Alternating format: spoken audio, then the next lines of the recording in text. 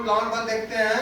उत्प्लावन बल किसको कहते हैं? जब किसी वस्तु को द्रव में डुबोई जाती है तो जल द्वारा ऊपर की तरफ एक बल कार्य करता है, यानी उसके भार के विपरीत दिशा में एक बल कार्य करता है, जिसको हम क्या कहते हैं? उत्प्लावन बल।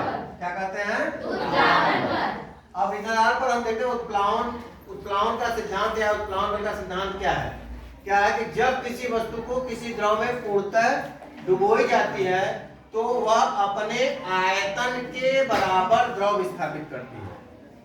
अपने आयतन के बराबर ये वस्तु है, इसका जितना आयतन होगा उतना वो जल विस्थापित करेगी। अब इसको प्रयोग प्रदर्शन के माध्यम से हम लोग सिद्ध करना चाहेंगे कि क्या उत्प्लावन बल का सिद्धांत है या उत्प्लावन बल जो का सिद्धांत है या उत्प्लावन का सिद्धांत है वो सही है या नहीं। इसके लिए सबसे पहले हम लोग क्या करते हैं, कांच का गुटका लेते हैं और कांच के गुटके को हम यहाँ पर उसका मेजर कर लेते हैं अपने स्केल की सहायता से। जरा पास लाएं, दिखाइए। अगर इसको देखा जाए तो ये 5.4 लंबाई, 5.4 चौड़ाई, और इसकी मोटाई अगर देखें या ऊंचाई यूं कहें तो 1.2 के बराबर है। तो यहाँ पर हमने लिख दिया, इसके कांच के गुटके का आयतन निकाल लेते हैं। कितना हुआ? 5.4 गुणे 1.2 सेंटीमीटर। इस आधार पर हमने देखा कि इसका कितना आ गया, लगभग 34 या 35 के आसपास क्या है, सेंटीमीटर क्यूब के बराबर इसका आयतन है। अब हम देखेंगे कि क्या, क्योंकि हम लोग को मालूम है, पैमाना मालूम है कि 1000 घन सेंटीमीटर बराबर 1 लीटर। तो इसका अर्थ हुआ कि 1 घन सेंटीमीटर बराबर 1 मिलीलीटर, क्योंकि 1 लीटर में 1000 होता है।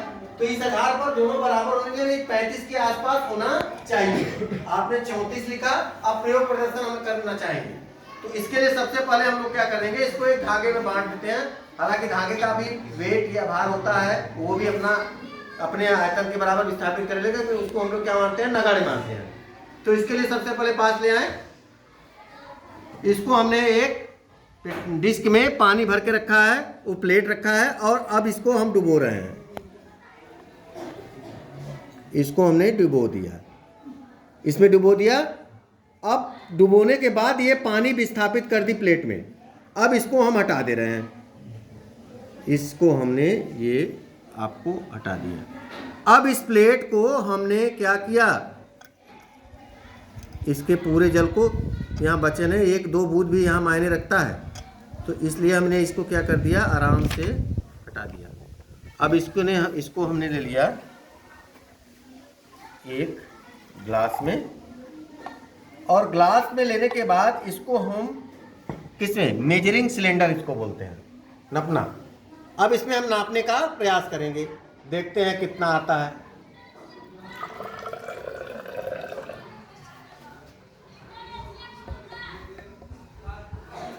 आप यहाँ पर देख सकते हैं लगभग जो है 33 दशमलव यानी कुछ 34 के लगभग आसपास आ रहा है। जरा इस पर मेजर करें, दिखाइए इस पे, 32-33 के आसपास, यानी कुछ पानी हमारा जो है प्लेट्स में रह गई है। देखिए 10 बूंदे प्लेट्स में है। अगर हम देखें तो 5 से 7 बूंदे इस गिलास में है। मेजरिंग इसके साथ साथ पेटी डिस्क और इसके नीचे का प्लेट्स में लगा है, तो लगभग ये कितना आया, 34 दशमलव के आसपास के, यानी हम यहाँ कह दें कि ये आया 34.5 क्या मिलीलीटर। इसका मतलब ये लगभग जो 34 के आपके क्या है, आसपास है। इसका मतलब हमारा जो सिद्धांत है, आपका उत्प्लावन का सिद्धांत है, वो सही साबित होता है, यानी हमने प्रयोग प्रदर्शन के द्वारा इसको सिद्ध कर दिया। अगर दोनों इक्वल है तो ये क्या है, उत्प्लावन का सिद्धांत हमारा क्या है, सिद्ध हो गया। क्लियर हो गया, बात समझ में आया? ये आपका उत्प्लावन का सिद्धांत है।